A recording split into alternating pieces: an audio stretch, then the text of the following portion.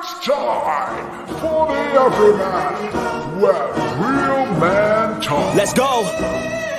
Time to grind, get inside your mind. Yeah, we working overtime. That's the only way to climb. We gon' make it in our prime. Signing on the dotted line, cashing checks left and right. That's the way I'm living. Hello, good evening, and welcome to the Everyman. Tonight we have a very special guest. We have Conor Warren, the founder and CEO of Spark UK. Conor, how are you doing today? Hello, thank you so much for having me. I'm great today. How are you? Yes, I'm doing really well, thanks. Tonight we just have myself, Dean, and Ethan with Conor. How are you doing today, Dean, Ethan? Yeah, I'm spot on, mate. Looking forward to getting on to hearing Conor's story. Been a busy weekend for me. Yeah, exciting times. All good for me. What about you, Dean? I say, mate, really good weekend. Excited to get into it. Especially the perspective of speaking to someone, kind of 17-year-old, getting that different perspective, because we've had a lot of guests on that have sort of, are a little bit older and stuff, so have quite different stories. So I'm keen to hear about it. As I said, good weekend for me. My wife's visa has been approved, so that's one less thing for me to worry about, which is so stressful. So we're just hoping that the card comes through before next week, so we can go on holiday to Japan. So fingers crossed, everything's all good. But yeah, like I say, keen to get into it. What about yourself, Lou? Yeah, it's been a really good week. So as you all know, I go on holiday in like 10 days. So I'm on that because it's a last minute holiday for me. So I'm very much on the need to lose a bit of weight, need to do a little bit of final sort of holiday shopping. A bit. Oh, pot kettle. Pot kettle's up there. We literally, well, you were messaging me today because you're as unorganized as me. Well, actually, no, you've got 2 months till you're, is it a stag do you're going on to Benidorm? Yeah, I'm going to stag do to Benidorm. So I'm trying to get my passport renewed, which I've just realised runs out 3 days before I go away. For 6 weeks? I know, well, I've just sorted mine on the weekend. That's the problem. So yeah. I was messaging Lewis saying, how do I do it? And he pretty much just told us, refresh the page every minute. So it was great help from Lewis, as always. So thanks, pal, for that. Well, it's all right, mate. And do you know the amazing thing is, it will work. Because I did the same thing, and I got an appointment, and my passport will be here within 5 days now. So, well, I hope so, mate, because I asked you the question, and actually we have to come back to this as well. Sorry, Conor, before getting to you, mate. I have to make a record that I said to Lewis, should I send off the 10-week one, which would be back in time for my holiday?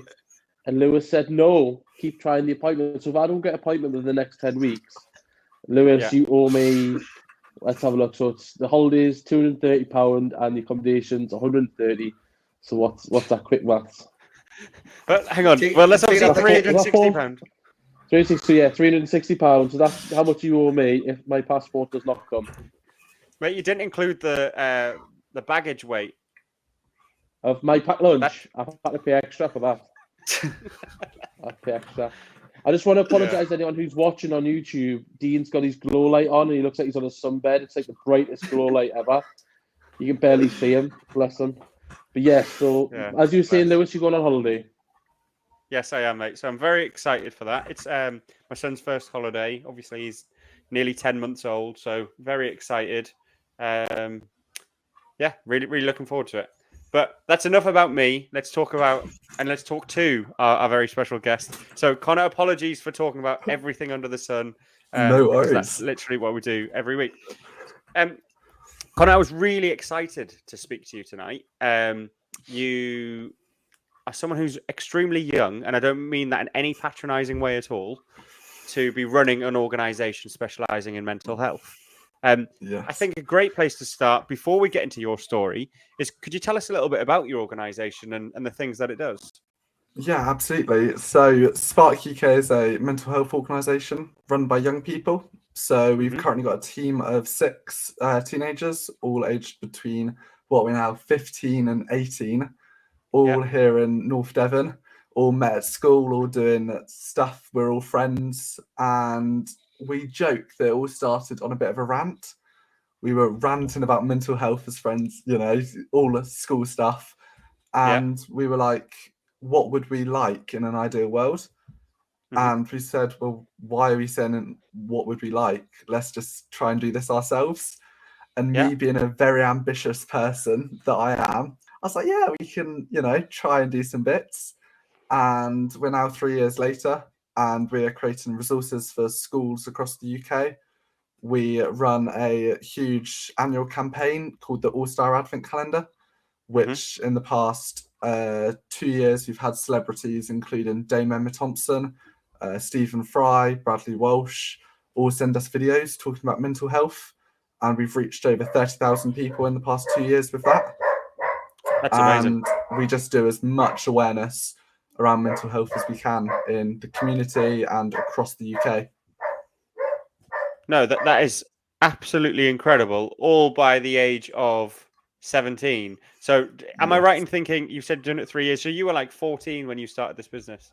Yes, it was 5 days before my 15th birthday. So we started Spark on the 27th of December, I believe it was, 2020. Yeah. And Wow. I was 14 at the time. Joseph and Noah must have both been 13. So very young ages, sort of year 9 in school. I actually got sort of into mental health as such back in year 7. So I was even sort of 12 at the time when I actually started talking about mental health within my school. So it's very much been something that I've been passionate about for a few years now, pretty much since the age of 12, which is quite scary to think that that's almost, 6 years ago. Yeah, I think what's incredible about that is we've touched upon this actually within the pod. So we've spoken about the fact that we believe mental health education needs to start a lot sooner than post-school, post-sixth form, college, whatever. So I'm 30, I'm 13 years older than you. I don't think by your age, I hadn't even started considering mental health. It really wasn't on my radar. It wasn't something that society really spoke about. I think I was about 20 when it was something where I started to consider, I actually have some low days. And what does that actually mean? And there's people around me have low days. And what does that mean? And how does this actually affect us? So I was very big on the physical health side, but I paid very little attention to the mental health side. So I think the work that you're doing is something that I think is incredible, because it's definitely a topic that we've discussed, how there's a real need to almost not catch, but almost identify the opportunities within people's mental health and where they're struggling at an earlier age, before it just grows and develops into a worse problem as they become an adult and it becomes untreated. Because I think if it's a personality trait, because your illness or your struggles will eventually start to prevent you from developing in a way that you potentially could have as a person. So if you're suffering with depression, for example, that'll impact your social life. That'll impact the fact of how you engage with people, how you communicate. It might impact your school grades, because maybe you're not wanting to put yourself out there as much. And the fact that you're intervening at such an early point must be incredible. So in terms of that, what types of work do you do with young people in school? So you'll go in and have conversations, but is there any sort of follow-up from that you guys do to support people? Yes, I think that is really important, is that early intervention. And that's something that we're really passionate about, is actually getting those conversations open and not even just kind of educating. So even from young ages, primary school, just talking about emotions and talking about, okay, it's okay to feel sad sometimes, and it's okay to feel these emotions, because then actually they then grow up understanding that is just part of everyday life. And then that helps them in the future, because then they understand, all right, we know what these emotions are now, and we now know how to express them and how to talk, when to talk to people about it. Yeah. So what we do is we create the resources for schools, because one of the reasons why we started this was there was a lack of education still in mental health. We found that schools didn't have the time to be able to find resources themselves, and the resources that they could find were often quite outdated. And sort of, if any listeners that have been to school, you'll know that kind of typically lessons are very much focused on, just an hour long of a teacher stood talking, which is just not engaging in the slightest, and you'll probably pick up maybe 1 minute of conversation from that. So we wanted to find a way that would engage with young people and would actually make the message last longer. So we created a series of lesson plans and worksheets and PowerPoints for teachers to download and use, because then that takes the stress off of them, because they don't have to worry about, finding the resource planning. Exactly, finding resources. They don't have to worry about the time of them planning that, because they can literally download the lesson 5 minutes before the lesson and it'll be ready to go.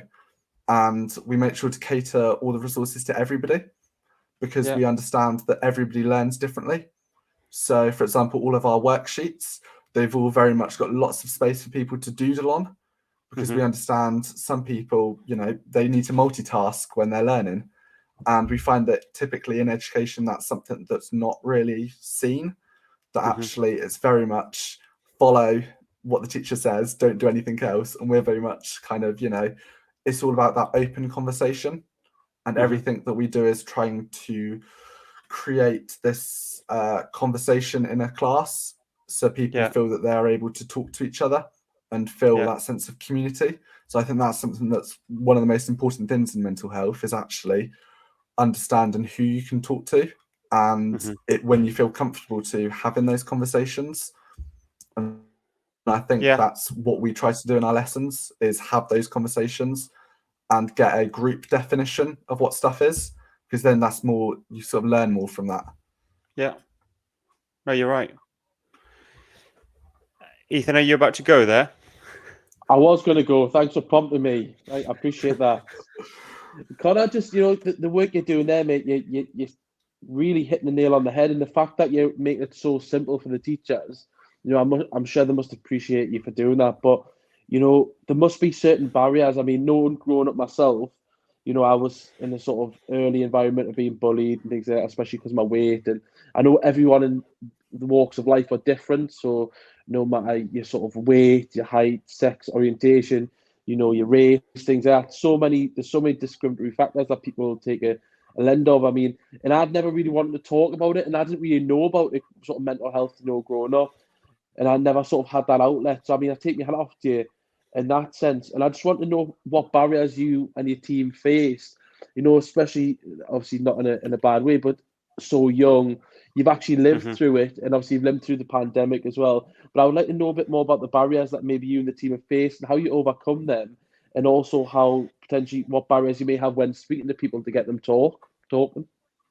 Yeah, absolutely. I think especially during the early days, there was very much a big stigma around what we were doing within our community. There was a lot of people. I remember sort of the early days of Spark when I was talking about it. I got a fair amount of hate in my class of people coming up to me and saying, "You don't have mental health. How dare you talk about it? Why are you doing all this stuff? You shouldn't be the face of mental health," and stuff like that. And the way I looked at that was actually, this is sort of motivating me to want to do more, because people don't understand what it is. And we want to kind of, the more education there is, the more tolerated it's going to be in society. So it's very much taking those baby steps of just, whether that's, starting off 10 minutes every week in a school where they talk about mental health, so it's less of a taboo subject, because that way there's sort of that less sort of stigma, less discrimination around that kind of stuff. And then everything we also do, we very much get a range of professionals involved, because we understand we're not mental health professionals. We haven't had 6 years in university doing clinical psychology or anything. So we get sort of mental health nurses, authors, local CAMS teams, a whole range of professionals to sort of work alongside us in making sure that we then can signpost the right support when people do feel that if they need help, they know where to go.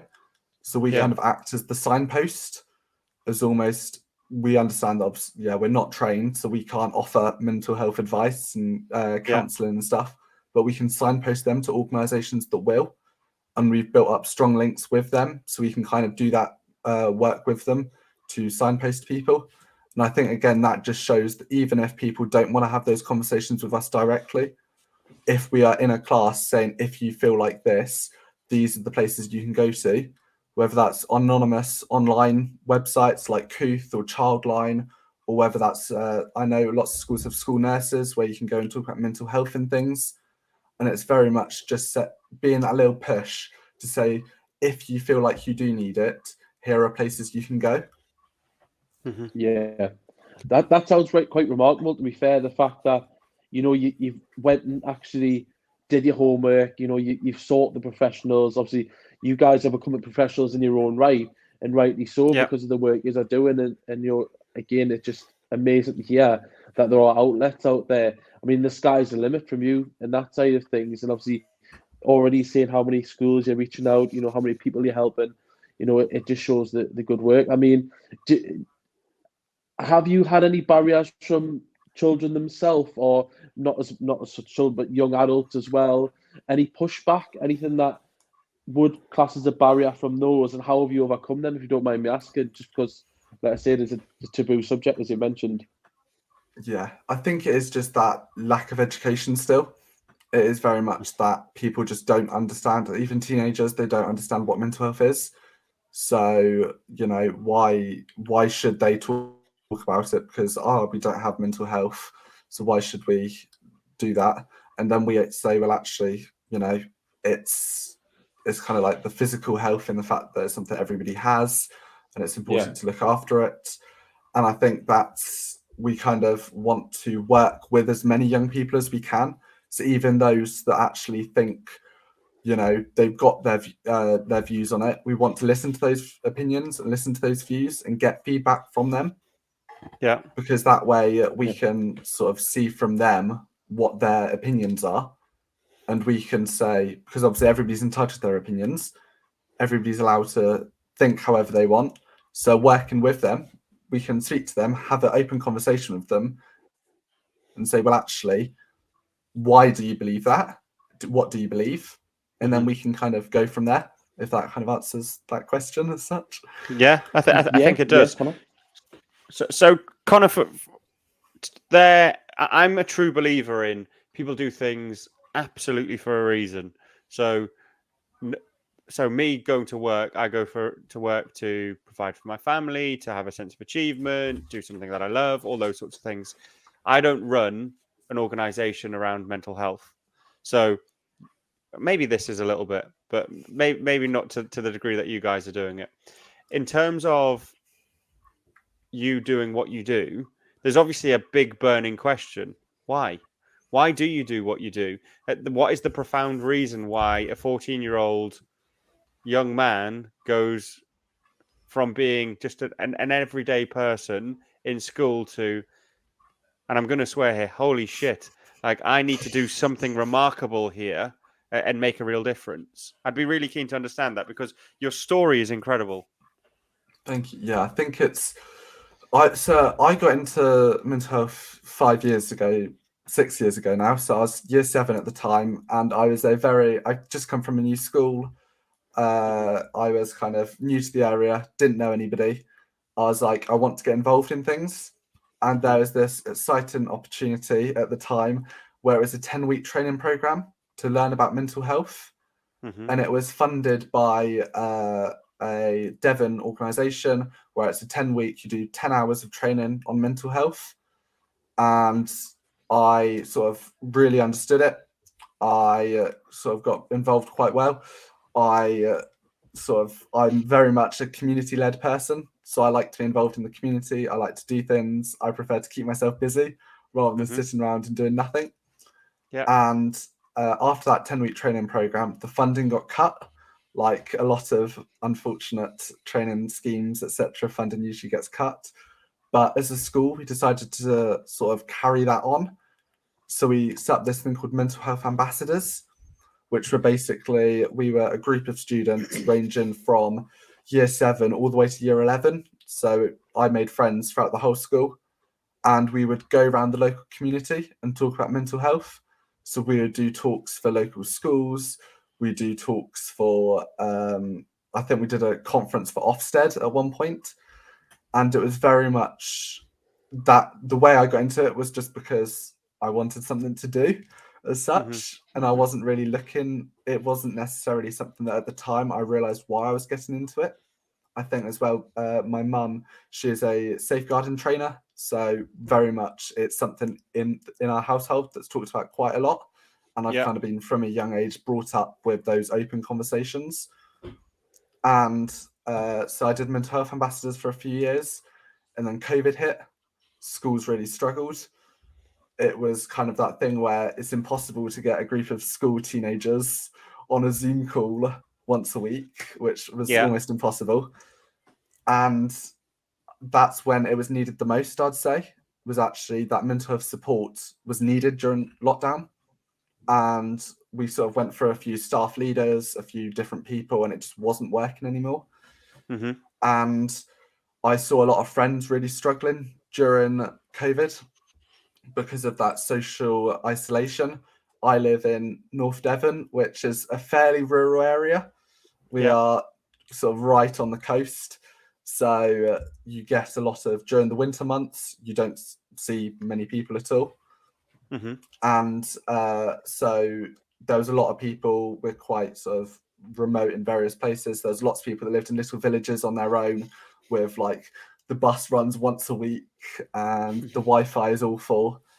And I saw them struggling with their mental health. Friends, it was kind of that people didn't know where to talk to because mental health wasn't really spoken about. And I know myself during lockdown as well, there was definitely, I had my low days where, you know, I just didn't want to move out of bed. I didn't want to do things. And it's kind of that then seeing my friends struggle and seeing people that I care for and seeing them upset and seeing them in just awful states, that then made me want to try and find ways to help them. And I think myself as well, when I was a lot younger, I had anxiety. So sort of primary school age, I had a few years where I was sort of going through counselling and stuff. And that kind of, again, motivated me, which I didn't realise at the time. I didn't realise that kind of I was a year 7, so I didn't make the connection. But looking back on it now, again, that experience with anxiety back then, which I do still get sometimes, I still do get my anxiety. And I think it's that kind of all those different factors played into it. And it was almost a light bulb moment where it was like, actually, there is something that we could do here and kind of link all these different aspects together to make one big thing. And I think the thing that really pushed us to do that was a rant, which, as simple as it is, it's having a conversation with my friends and actually doing something about it. Because a lot of people will have conversations and then, never happen or whatever. But I was kind of motivated because I couldn't see anything like it. And doing lots of research, there wasn't many other sort of teen-led organisations, maybe one or two other in the whole UK. So it was kind of doing it all myself, which I think really did kind of make me more motivated, as well as the rest of the team. All of our team, they've all struggled themselves, whether that's been going through the systems themselves. I know, I'm sure you've all know across the CAMS waiting times, which are, I think we're looking at about 60 days at the minute, which again is just seeing those people, seeing my friends waiting for CAMS. It is a real struggle, and it definitely motivated us to do what we do and to continue and set this up. It's definitely a profound reason. And I think for us as a group of, as I've said, we're all 30, or if you're Dean, you're 57, 32. It's one of those where we didn't miss out on our teens. And my teens were, hope my partner's not listening, but they were the best years of my life. Being young, being silly, spending all your time with your mates, no real stress. If you had a job, your money was just to buy new clothes or just go and do stuff with your friends or whatever. There was no real like pressure, and it was all about really enjoying that period of time. So I can't really imagine losing that experience in my life. How young people would feel today, and I am very fearful what that knock-on effect is going to have on people as they finish school, or the people who, as the pandemic's now ended and they are moving into the workplace, where, for example, they're then having to be around people all of the time.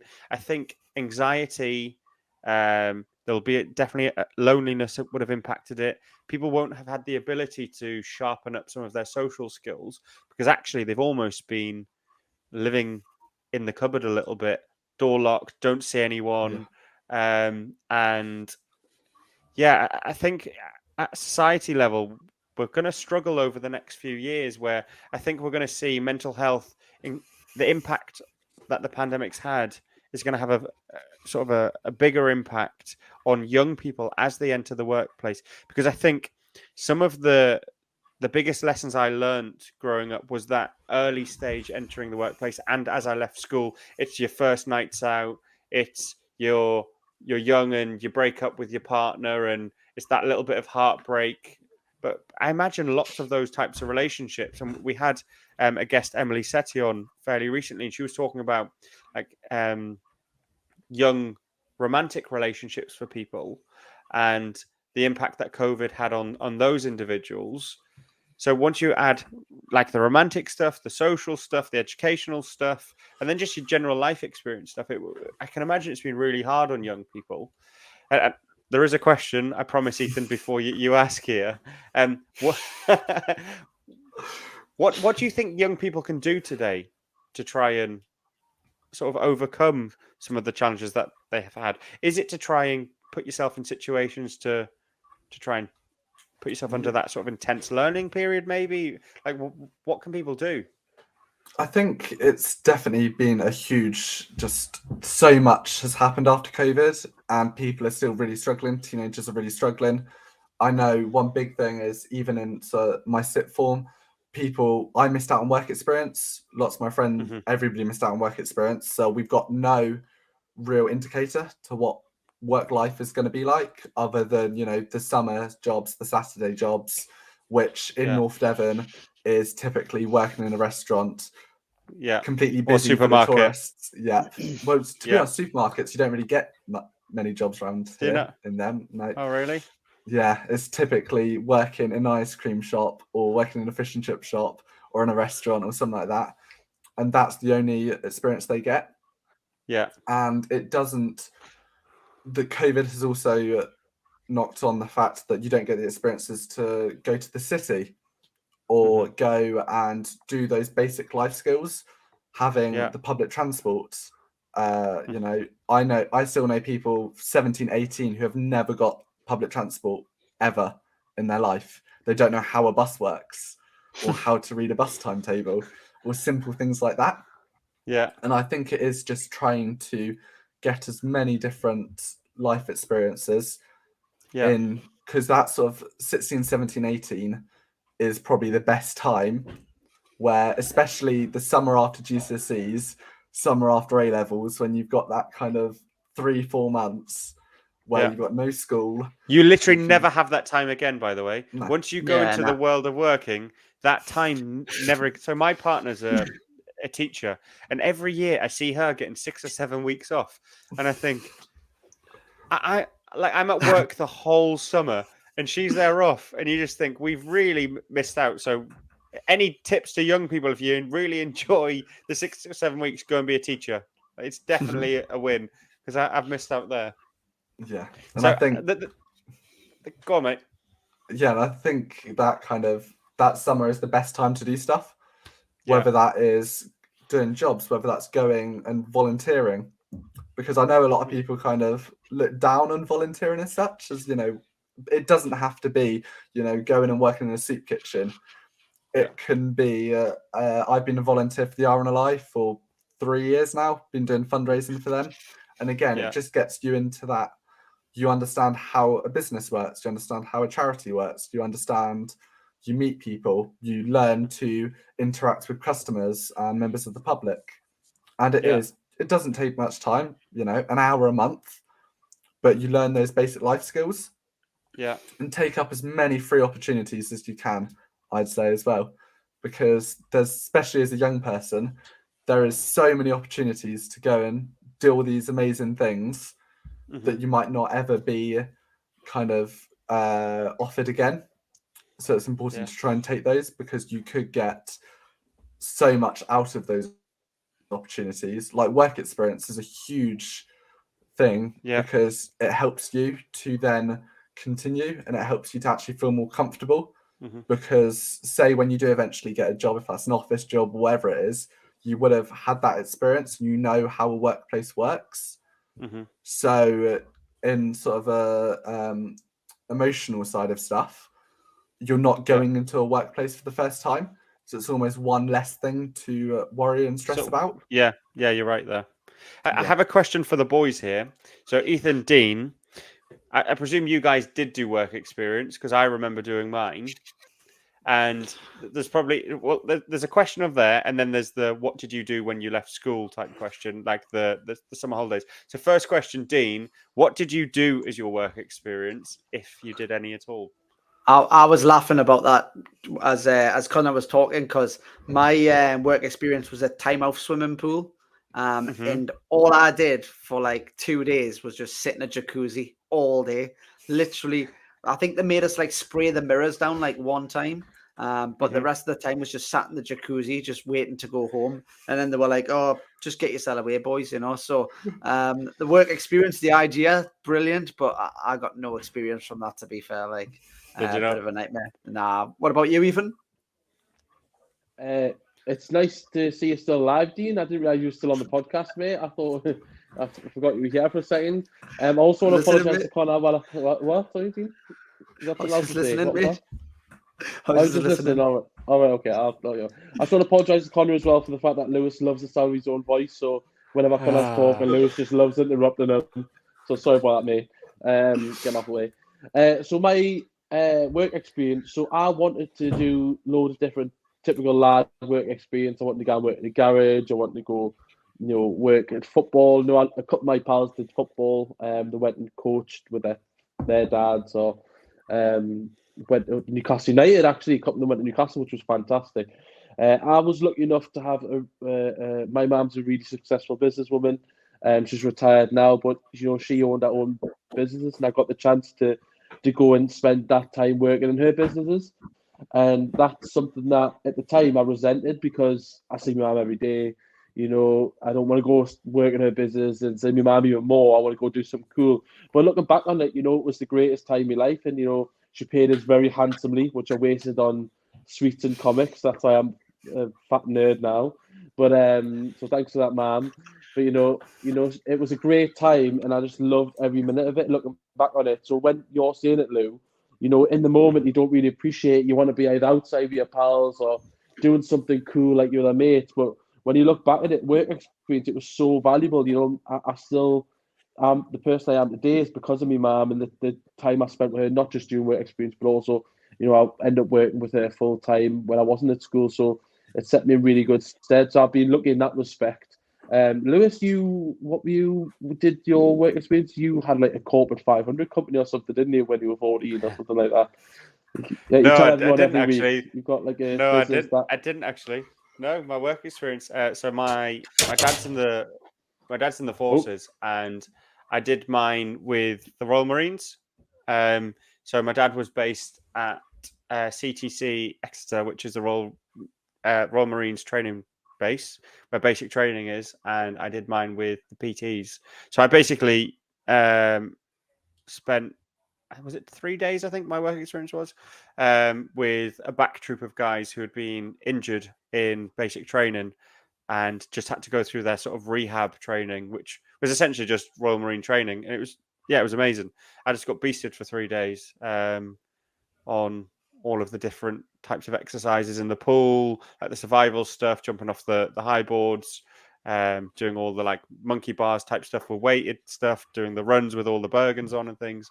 And it was an aspiration of mine when I was younger, actually, to join the forces, but never did. And I look at it now and say, you definitely didn't do that, Lou. You just made teas and coffees. You did not. They did not touch you on the monkey bars. Royal To be Marine, my honest, I did. arse. On my life, I did. My dad was obviously in the Marines for nearly 20 years. He's now still an officer in the Navy. I transferred to the Navy, so yeah, that was my work experience. So I will not bite at that. I will defend that because I You would actually defend that. You were did. 14 carrying sandbags and doing monkey bars, and basically by the end of the film you were John Rambo. By the end of the 3 days you were John Rambo. That's Yeah, I literally did it. have hair then. Actually, I had hair, had muscles. You're right. And I a did mullet, back didn't then. you? I did have. Everyone had a mullet when we were young. I think some of us are still trying to keep it though, Ethan. That's the only thing. Exactly. So Well, I'm going to flip it on Connor. Actually, sorry, Lou. Let me speak for Con- 2 minutes, please. So I want to speak to. So Connor, obviously, if you didn't do what you did now with Spark and obviously the amazing work you're doing, and you had the opportunity to go and do work experience, what avenue do you think you would go in? Like, 'cause that's quite interesting to flip it on its head. Yeah, I think so. When I planned my work experience, and then obviously COVID disrupted it. I was hoping to go and do lighting because I do business, media, and drama A level. So I'm kind of very interested in kind of the technical side of theatre, etc. So I was planning to do lighting because my great uncle, he runs his own lighting business, does lighting for like Coronation Street, Wembley Arena, all sorts Wow. of big lighting stuff like that. So I was hoping to do my work experience with him up sort of doing lighting there. But unfortunately that kind of COVID had a hit on that.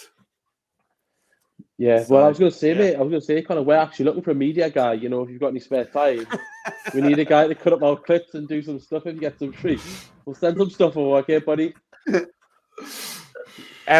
So over to no, you, I Lewis. have I have questions for you all again. So we'll start with you, Connor, again on this one. Actually, what are your you're 17, you're still doing A levels. What's your plans for when you're 18?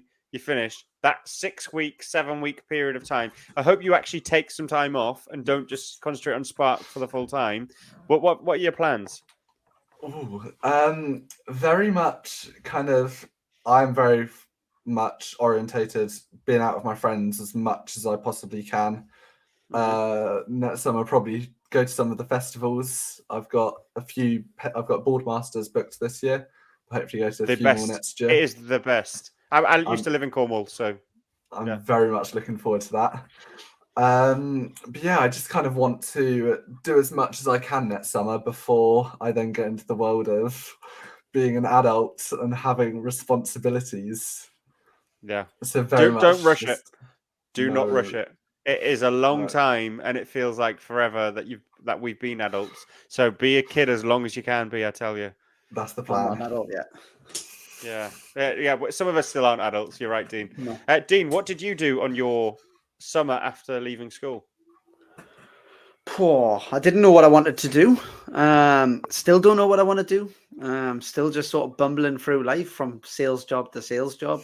I mean, this is the longest job I've had, 4 years. But I left and I did an apprenticeship. Well, actually, I went to sixth form, and then I was like one of the first people to ever get kicked out of sixth form because the way it worked at my school is you had to choose what lessons you wanted to do, and there was only 2 I was really interested, which was business and sports. But I couldn't take business and sports. I could take business or sports. And then to stay in sixth form, you had to take minimum 3. So I took 2 other ones that I wasn't really interested in, and then I just stopped going to them. What were they? I was just going to one. Travel and tourism, which I didn't study at GCSE, so I was already miles behind everybody else. And then what was the other one? Like history or something again, which I hadn't done. I had no interest in, but just the way the blocks worked, and I had no clue what I wanted to do. So I was going to the business one, but then I wasn't bothering with the other 2, and they ended up kicking me out. So I did a motor mechanics apprenticeship. So I was probably 2 or 3 months away from finishing that and having all my certificates and everything. And then I just decided that I didn't want to do that anymore. I didn't enjoy it. Which I wish I'd just got the certificates just to have them and say that I'm qualified mechanic, but I can still do a bits and pieces. But then I found jobs in sales and realize that if I work harder than the person next to us, I get paid You make more more than the money. person next to me. Yeah. So that's always been a big spurrer for me. So I do like sales. Back in school, I was tipped to be, an entrepreneur, and it was something I was really keen in, but just something that sort of fell away. So I'm, quite inspired by what Conor's doing as well. And it's something that I'm definitely giving thought to over the next year. I've set a target for the first quarter of the year to, lose the weight. Second quarter, I'm building my fitness and, my strength and stuff like that. And then back 6 months of the year, I'm going to work on maybe what I want to do have a sit down and think about what I actually want to do with my life rather than just sort of bumbling through. I don't want to work in a call center when I'm 50 years old. So long story It's a short, lot still harder. don't know. Yeah, it's a lot harder actually. I'm going to give some call center workers some praise here. It's a hell of a lot harder working in a call center than people think. It is relentless, and I think I've seen people's mental health really deteriorate in those environments just because there's a continuous pressure. And I think the work you've done over this last year, mate, in terms of losing the weight, getting married, moving from one business to another, I think, you've done a cracking job, and I mean that as your mate. So cheers, mate. Superb. Ethan, what did you do on yours? Has got to be full of some fun shit. Like, come on, you can't tell us you did nothing.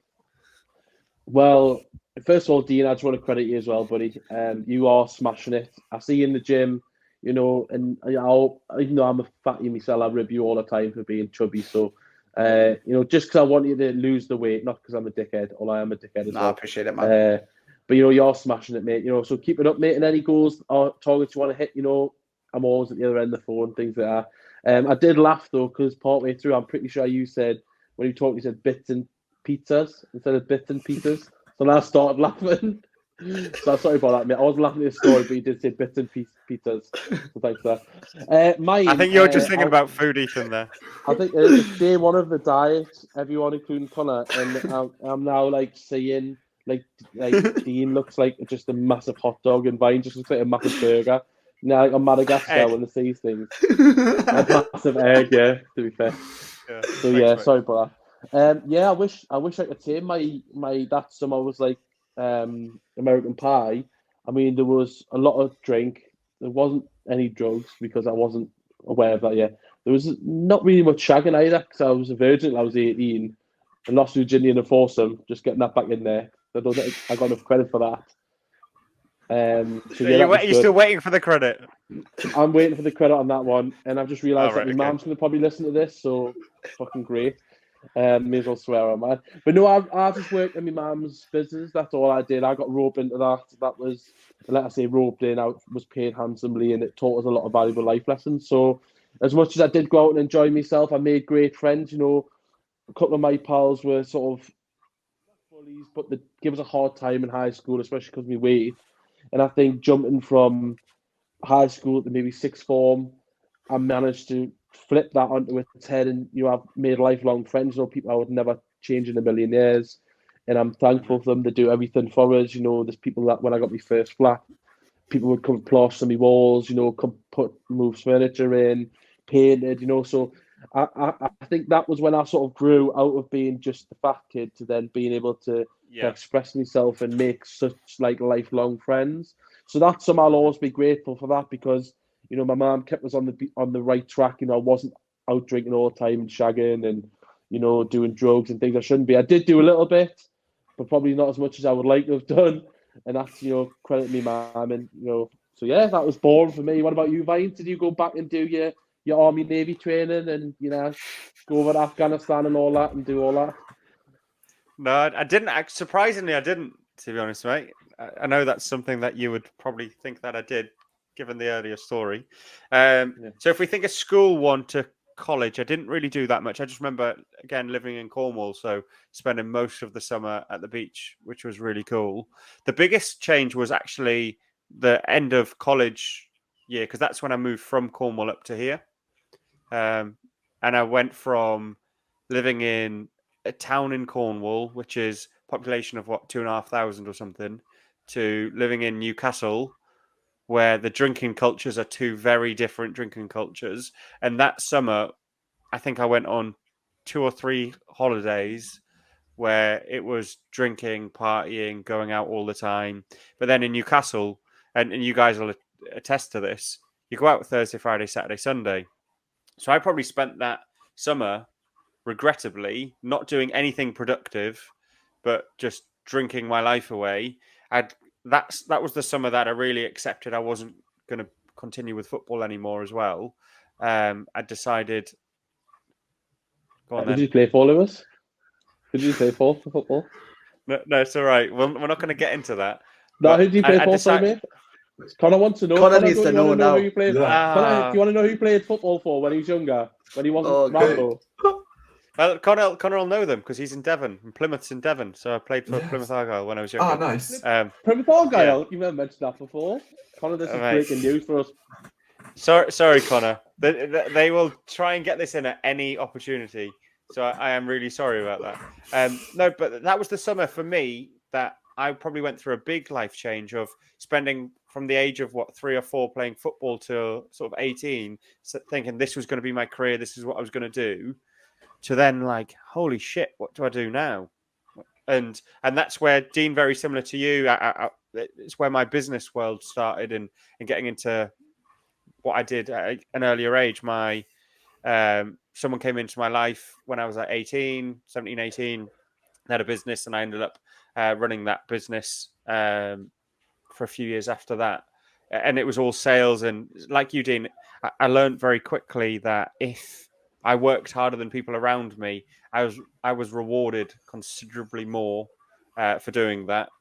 And yeah, I think sales is definitely something, if I could give any advice to young people, the life experience you get from sales is huge because it's all about negotiation, people interacting. You hear so many people's background stories.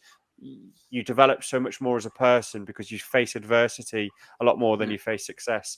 And Ethan is pulling a face, so I will move on.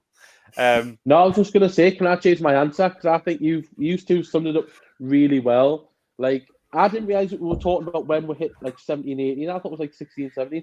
17, Well, 18. we talked about Connor. I didn't even answer that question. I answered something completely different. So I'm not sitting here like thinking, I didn't even talk about my summer. I know, what's going on? Well, I just want to say, Havana, what a place. If anyone's been in Newcastle and Whitley Bay, Havana and Whitley Bay, Not that now. was where I spent. Not now, but back in the day when Not I was now. Tenner now. 18. What is it, tenner to But get in? It's a tenner tenner to get in. on Saturday. No. Yeah. I would pay that just for a good time. Don't get us wrong. You Connor, paid if more you're ever for in a good time. Newcastle, I paid a lot more for a good time. But if you're ever in Newcastle, you want to go now, get to Havana and Whitley Bay. All That's where right. you want to be, mate. Don't worry. That's where you want to be. So yeah, well, I'll let you go on, Lou. I know you've got a dying question to ask Connor. Well, you just derailed that to talk about probably a pub that should have closed about 5 years ago. It's the last pub, really, isn't it? Never Yeah, it say is. never. No, never Goonies say never never. say die. Yeah, Connor. So I do have a question just to bring it back to you because you absolutely are the guest, and it's not Ethan and him reliving his Havana days. I have to be honest. So in the last 3 years, so 3 years ago, so I seen your post today, and please tell me to stop if it's talking about something you don't want to talk about. No, so I seen your post today. So there's that post. There is starting Spark, and then there was the volunteering for the RNLI. Yeah. All within that sort of 3 year period. So I suppose my question is, how were you feeling sort of 3 years ago? Because I'll let you tell the story, but it seems like around the age of 14, 15 was a really like, I don't know how to describe it. It was like a real development sort of year for you where it was, I kind of know who I am a little bit more now. And I know the direction I want my life to go in. And you probably have the most profound 14 years old year that I've ever seen anyone have. And it's incredible how you've now developed that into who you are today. I think it was very much lockdown. Yeah. I think I was 14 in 2020. So we went through lockdown where I was very much sort of on my own with my family, all locked in, kind of and it gave a lot of time to think about things. Yeah. And I spent a lot of time thinking about, it was that time in my life where I had to choose. It felt awful at the time, but having to choose like GCSE options, which felt like such a big thing at the time. Now nothing, but at the time it was like, okay, this is like the decision where I have to decide where my life is going. And it was kind of, I spent a lot of time thinking about who I am as a person and what I wanted to do. And I think it was very much, I'd thought about a lot of this stuff beforehand, but lockdown just kind of gave me the time to really sort of sit with myself and decide, actually, what do I want to do? And really understand who I am as a person. Because as I said, I like to keep myself busy. So I tend not to spend too much time. I don't necessarily have much time to be able to just sit and think about things. Yeah. And especially beforehand, before lockdown, I was very involved in the community. So spending a lot of time doing things, or, sat playing video games or stuff, ridiculous things like that when I was a lot younger, just, being a teenager. And then COVID hit and everything just froze. And you had kind of 5 months of uncertainty where you're just sat watching documentaries on Netflix or YouTube videos and stuff. And I'd sit and watch YouTube all day, and I'd see other people's lives. I was very much watching vlogs and stuff of, I very much grew up in the sort of 2014 YouTube gang. I don't know if you know who they are. So you got like people like Alfie Days, Zoella, that kind of group. Yeah. So I grew up watching them. They were kind of, watching them build their own business and build from just being themselves. And I think that's during lockdown, I then had time to be able to really sit down and say, this is who I am as a person. And then I sort of almost had to, because I was with my family, I almost had to then, I couldn't just hide from it. I then had to tell my family. And it was very much just that realization. And again, having chats with friends, I'd be sat on FaceTime to my friends all day and all night, just chatting about things, and you'd run out of things to talk about. And then the conversations, they just naturally go sort of deeper and more in depth. With some friends more than other. And it's just, sometimes you just blurt something out. And then actually you think, well, actually, where did that come from? And then that kind of, I think a lot of the stuff in my life is very much, it's just an in the moment thing that I blurt out, that actually when I then look back at that, I think, well, actually, clearly that's something I want to do. So then that's something that I pursue and I kind of follow. So I guess it was very much, lockdown helped me to understand who I was. And I think that's why everything sort of came roughly at the same time, was because of that sort of realization. Yeah, and it gave you that time to think and self-reflect and So I'll probably ask the question slightly a bit more directly then, because there was a part of your post today actually which really. So I am a straight guy. It's something that I've not had to go through what you've gone through, and I suppose one, it's incredibly brave to write what you wrote today. Like incredibly brave, mate, and I have huge respect for you for writing it. So you obviously you decided to speak up and say that you were gay, and you actually got a little bit of hate from people around you. Lots of love, but there was a few people who maybe took that personal. First question: how hard was that to come out? I think it was very much a kind of, it was something that the first person I came out to, it was just sort of blurted out in conversation. And then they were like, well, it wasn't even, I think I said something along the lines of, my last relationship made me realize I wasn't sure if I wanted to be with a girl anymore.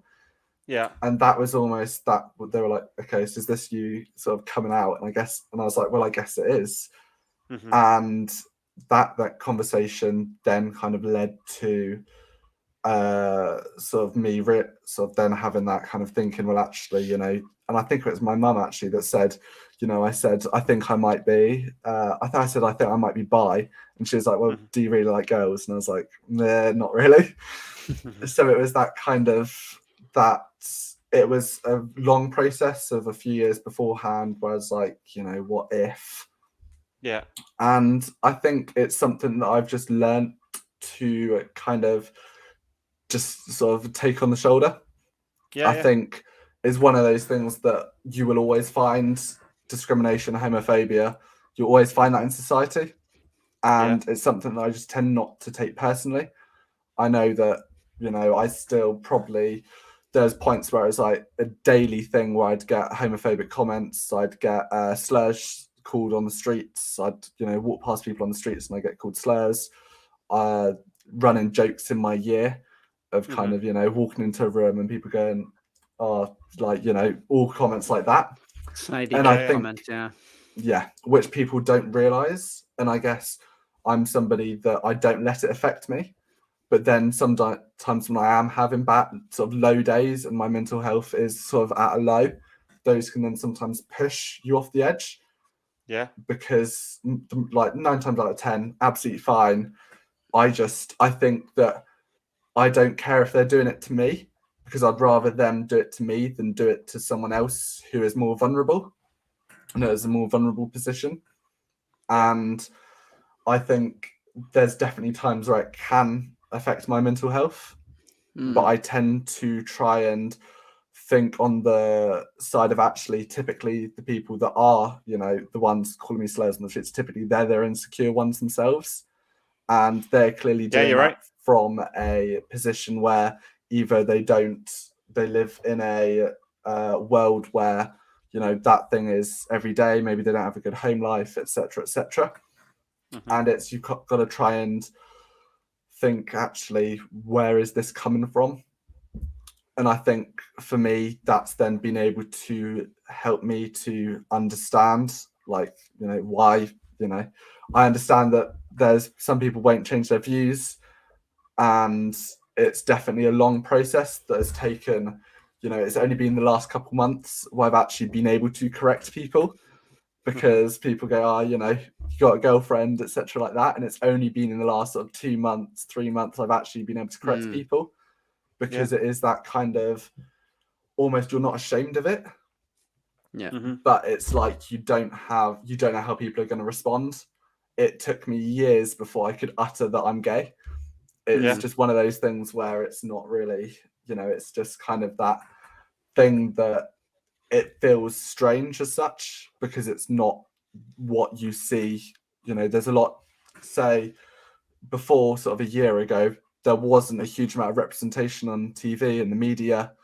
It was very much kind of, it's only been in the last sort of year since anything really has kind of come out as such. And I think I saw some survey results today, and I think it's like as of this year, 10% of characters on sitcoms are LGBTQ, which is a great increase. I think it was like 1% or something ridiculous, like last year or the year before. So there's definitely that improvement. And seeing more celebrities and stuff, seeing more people that people look up to coming out, with Jake Daniels, the footballer from Brighton, first professional footballer to come out, is, again, that was a momentous occasion, because actually it shows that a very sort of masculine kind of that sort of the football world, very much straight dominated, and being able to see somebody that they feel like they're in the position to be able to come out, it then makes other young people feel that they actually can come out themselves, because there's so many closeted young people across the country, because they just either don't have the right circumstances or they don't feel that they're able to.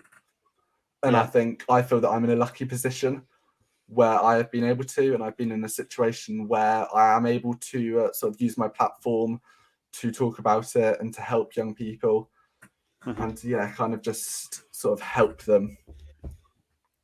So yeah, brilliant. So Conor, if I just jump in there, I just want to say hats off to you as well to take one off Ethan for doing that, mate. Takes people a long time. Some people never do come out, So my props. There was just a quote that you shared at the end of the post, and I think that's probably, if you can remember it, it's quite a good post. I couldn't remember it. I could check it if you don't have it, but if I just wanted you to share that with any of the listeners that might be listening, because I thought it was a quite deep and profound quote. Yes, so yeah, it was. So my aunt sent this to me, and it's be who you are and say what you feel, because those who mind don't matter, and those who matter don't mind. Brilliant. Yeah, like I say, it's a really important one, because it does go to show, like, coming back to those kids that you were talking about that shout slurs and stuff, most of the time they'll just probably be showing off in front of their mates thinking nothing of it, but those are the kind they're of people idiots. those are the people And that don't matter. Yeah, absolutely. But it's just, sorry, Lou, just with that one there, you're saying it's hard because it doesn't really affect your mental health, but those sorts of things, people don't realize that they might not affect you in the short term, but the chipping away of the sort of the barrier that you've got up, and like you say, you have them days where you are feeling low. So like I say, mate, hats off to you, and you've done a fantastic thing with the business as well, mate. Really, really appreciate everything. Thank you. I have to echo what Dean and Lewis have said there, to be fair. Conor, it's an amazing that you've sort of ushered such brave words. It's also admirable the fact that you're willing to stand at the forefront and take those blows when sort of the bullies are sort of having a go at the snide comments, because you're strong enough to take them. Now, I would never condone any sort of behaviour like that, but I just want to say that is something that's so brave and not many people would do, because you're protecting others in this vulnerable situation. And actually, you might actually encourage people to not only sort of be who they are, but also stand up for themselves, because they'll sort of see you, they'll see how strong you're being, and that'll echo against them. So that is truly amazing, mate. And as Dean and Lewis always say, take me hat off to you, bud. Just echo that. Thank so you. it's fantastic. Thank you so much. I think that was something that I wanted to touch upon, mainly because I think there's then a deeper layer. So the work that you do is incredible, but equally you're describing probably a situation that countless young people will be feeling today. They're more likely to be probably your age than our age, but there still will be some people our age, but more likely to be younger, where they maybe haven't come to terms with how they can tell people how they truly feel. And I suppose my question around that would be, what advice do you have for people around that? There's a quote that comes to my mind, and you can tell me if it's right or not, would be, things are never quite as bad as you think it's going to be.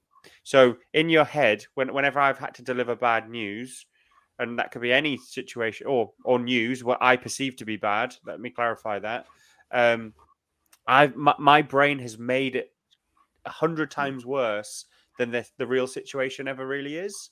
And so keen to understand your thoughts on that one.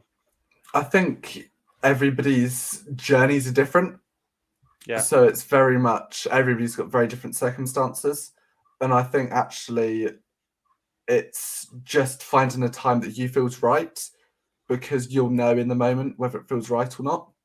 Mm-hmm. And then if people are coming out to you, again, it's important to kind of, a lot of people go, oh, I already knew, or etc. like that. And it's just there being supportive and actually just saying, rather than saying, oh, I already guessed it or I already knew or whatever, just sort of being there and being supportive and saying, well, actually, rather than saying I knew, say, I'm here for you, or thank you, that took courage, or stuff like that. And I think it is about finding the right people. It takes a long time. It can take you, some people might come out to every single person they know in a day.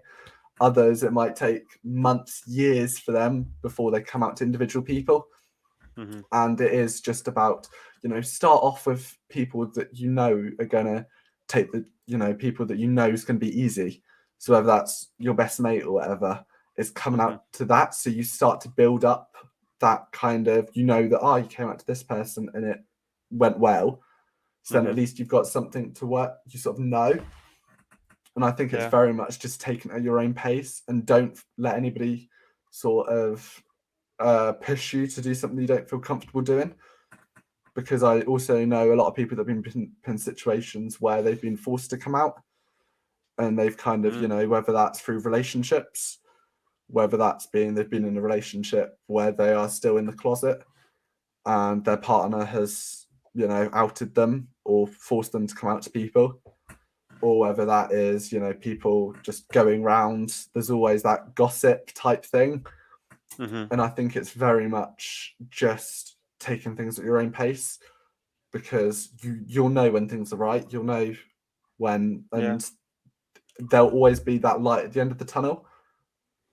So if you've got something to work towards, then it will make it feel more achievable, and you'll feel a lot better once you are able to be yourself, because you've then got that weight off your shoulders, that you sort of don't have to have this sort of facade as somebody else.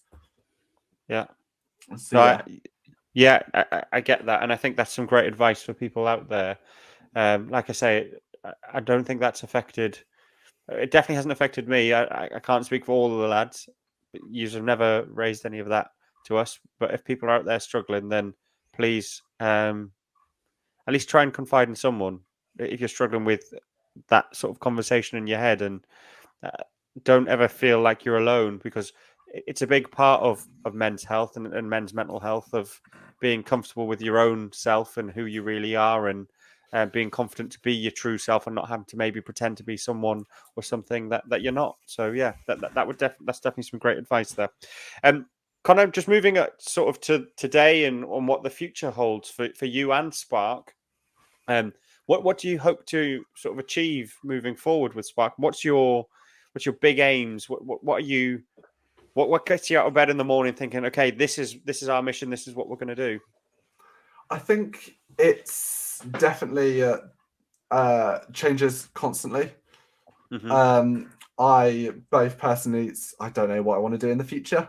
I'm very much kind of open. I'm at that stage where I'm looking at university, looking at moving to the city and just getting a job, looking at when you say the city, what's the city? Is it Bristol to you? Yeah, so I'm looking at Bristol at the minute. There is Exeter, but Exeter is very small compared to Bristol. Bristol's a cooler city. Yeah, so there's that thing of wanting to kind of get that independence and go and sort of live that city life. And then as an organisation, we very much want to grow. I see Spark is basically my baby. I've worked really hard on it for the past 3 years. The whole team have. Bridie is going to do a degree, so she'll then join the team after that, which will be 6 years. So I've got to keep it going at least 6 years. Yeah. But we are very much kind of taking things step by step and looking at ways we can continue expanding. We're looking at ways we can expand our advent calendar. We're looking at partnerships. We've just got a partnership with BAFTA on our advent calendar. So we're working with BAFTA on our advent calendar. And it's very much building up those building blocks, because it can then help me in the future as well. Because when it comes to, if I decide I don't want to do Spark, I can then look for other jobs, and I've got those contacts and I've got those connections. All about personal profile. It's all about you creating having a business allows you to create your image through your business. So yeah, incredible work that you're doing, mate. And I'm sure there's going to be countless opportunities, whatever you choose to do, because of the work that you've done. So you definitely have set your future up. Thank you very much. Definitely, mate. Starting with the media position that we've got at the Everyman. So get your CV over, mate, and we'll think about it. Sorry. Yeah. Absolutely. Yeah.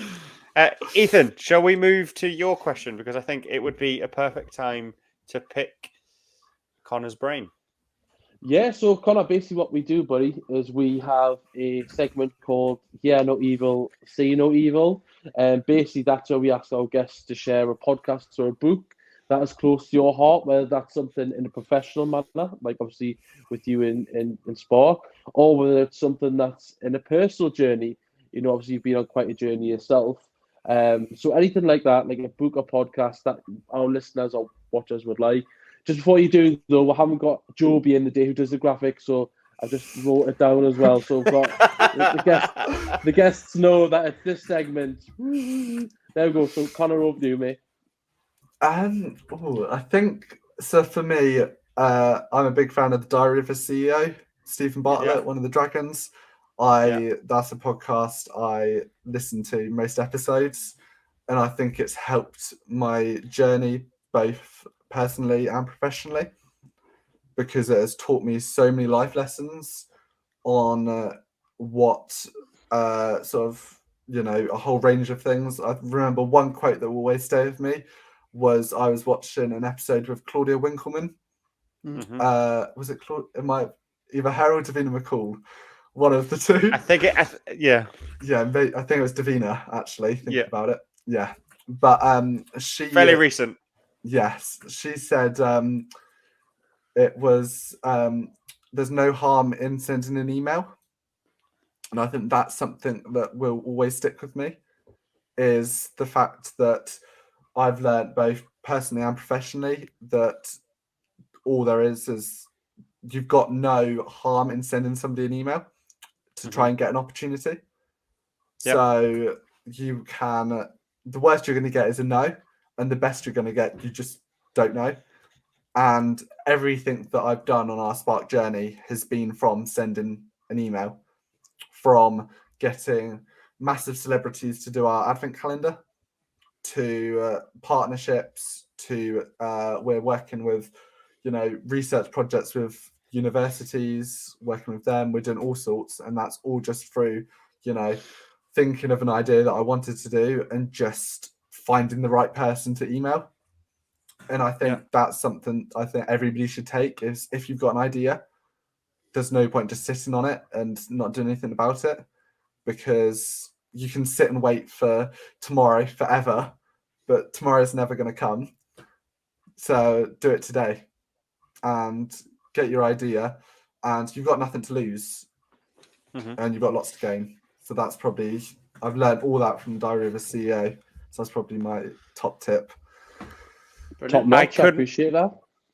I couldn't agree with that anymore. And I think the guys on the pod have seen through the things that we're doing, it's all from that, isn't it? That is exactly what our ethos is be bold, be brave, bold, but bold, B-O-L-D, be bold and brave in everything that you do. It's definitely something that, and it's really impressive that you've got that. And again, I don't mean to sound patronizing when I mention your age, but it's that is really impressive. Yeah. You've learned that before so many people. You normally learn that through hardship of lost opportunities. So it's incredible, as I'll say, that you're doing this proactively before maybe some of life's bigger lessons, because your future is going to be incredible. And we are so grateful to have had you on tonight, honestly.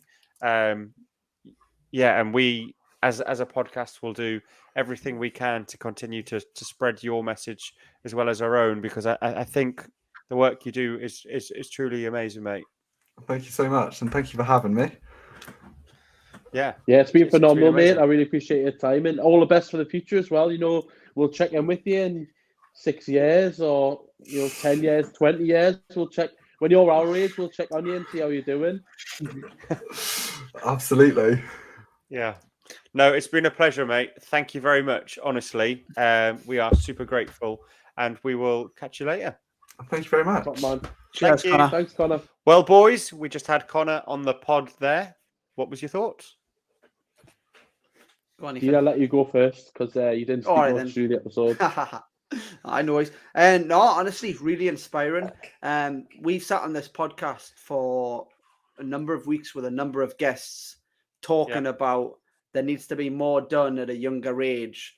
And Connor's doing it, so massive props to him. Like, it is so important to get it sort of nailed sooner rather than later, especially before you start going drinking and all that and masking all of your problems with alcohol So yeah, I think he's doing a wonderful thing, and obviously some of the adversity that he showed in his life as well with coming out and stuff's really inspiring. So I think we talk about if our podcast can change just one listener's life, that would be enough for us. So I think he's given our listeners, especially our young listeners, some really good tools that they can use for the future as well. So I really enjoyed him as a guest and look forward to seeing how he gets on further in life and catching up with him in the future.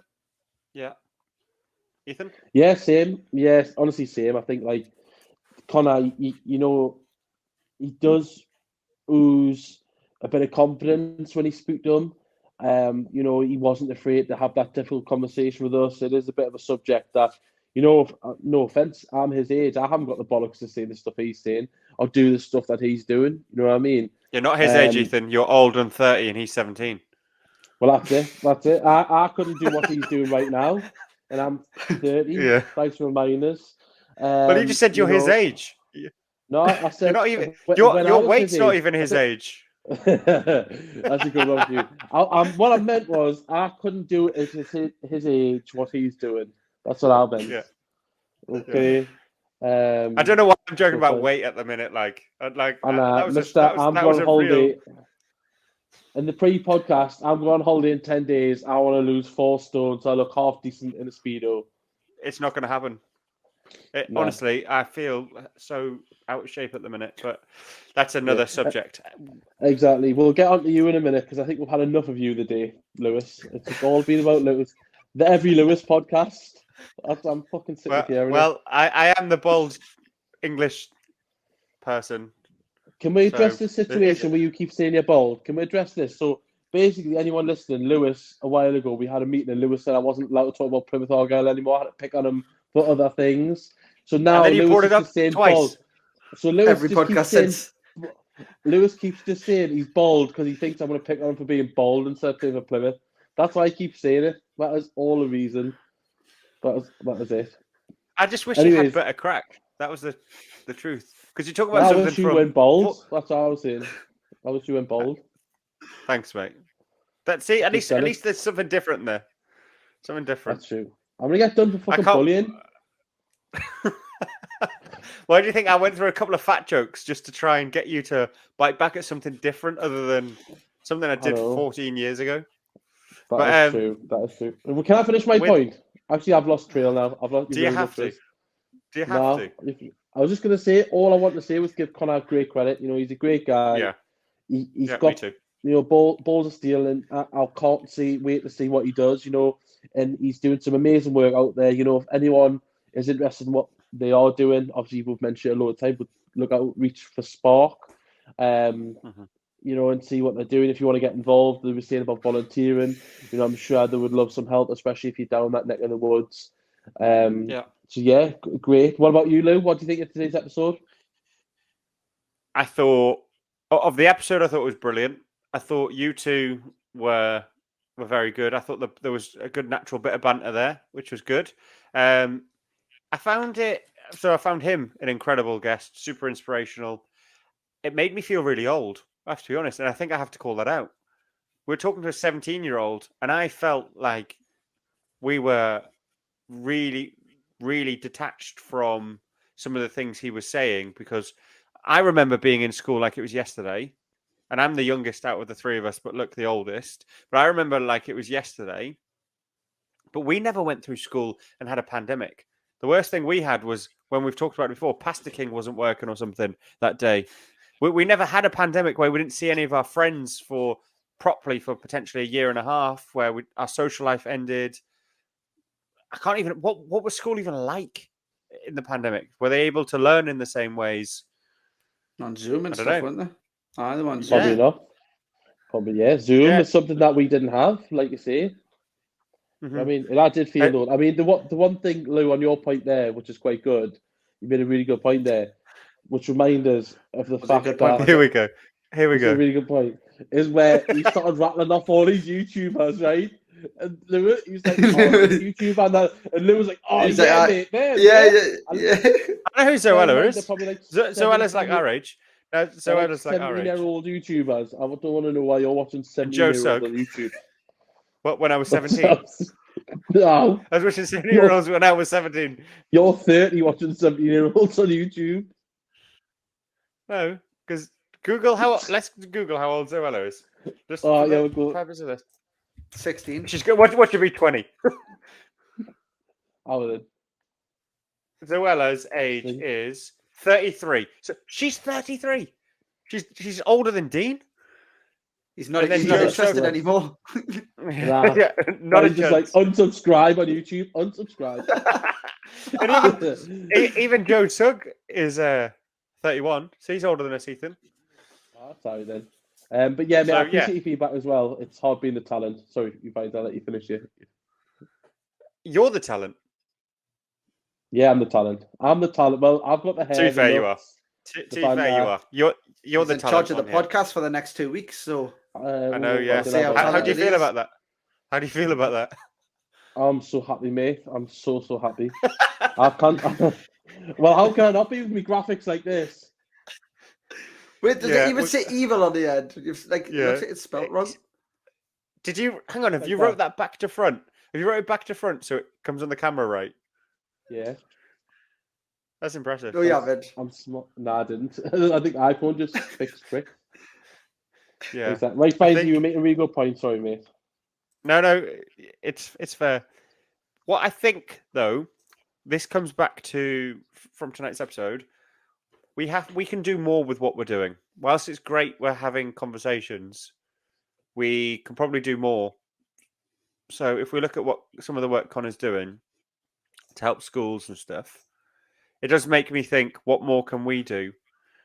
Maybe with workplaces, or like we speak to employers around how they help their employees' mental health, or I don't know, what more can we do to actually help real people and take these conversations further from us being a group of mates speaking to some incredible guests to making sure that our listeners and people who don't listen to the pod get the help as well, because he described something really cool around having a support network of other organizations that are available to help people with the problems that they're having. I think there's probably a bit more we could do around that. And Ethan, you always reference it actually on a few of the episodes. If you're struggling with this, you could speak to that organization or whatever. It just makes me think we could do maybe a bit more. Yeah, I think so as well. You know, BetterHelp is one that I've mentioned a few times. They're great talking therapy online. You know, kind of mentioned that people are struggling to speak to individuals about mental health. You know, and BetterHelp do a lot of work through. You know, you can pick and choose when you want to speak to someone. If the therapist isn't right for you, you can speak to someone else. You know, or the registered professional. Sorry. You know, so there's loads that you can do for us. You know, Lewis, you shared your vision with me for this podcast. And Lewis, this is your brainchild. I know I'm the talent, but it is your brainchild. And the thing is, you know, you've got some ideas in the pipeline, and you could take this as far as Spark. You know what I mean? Further than Spark.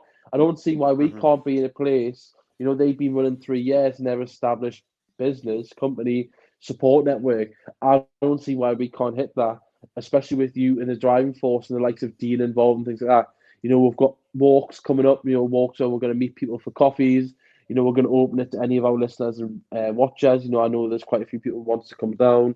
We'll go for a walk along the coast at Newcastle, Tynemouth, sorry, grab a coffee, have some banter, you know. So, Lewis, I think this could go anywhere we want to take it. And I know you're being hard on yourself there, but you are doing amazing work, mate. You do a lot of the work behind the scenes with Job, and you're reaching out to a lot of people, and getting people talking is the first and the hardest step, I would say. So big kudos to you, mate. Joke to say, kudos to you. And yeah, I'm looking forward to seeing where this podcast goes, and hopefully we hit the heights. But I know we will. Dean, I suppose my question to you, this is just the end of it, and I know it's probably not the most topical question given the conversation we just had with Conor, but where do you want the podcast to go? What do you see? There's a bit of bonus juicy content for any listeners who stay on this far. I wouldn't mind having, like you say, doing something to give up my day job, if you know, to help with push something to be bigger. There's so much that we can do with the podcast, you know. Even so much as like the Man v Fat lot lads that I work with, you know, I work closely with them at the moment, and I'm really driving sort of their weight loss and their fitness and mental health journeys as well. Just to bring that in a bit. Yeah, I'm getting a lot from it as well. Like it's sort of a bit of a sense of purpose for me where like, I work in sales where I'm trying to, get as much from a customer as possible where, it's not necessarily, obviously you're doing the best thing for the customer, but you're looking for your bonus as well. So this just gives me a little bit of good for my soul. So, like you say, at the minute, it's just sort of a hobby. We're just sort of doing this, we're learning about each other.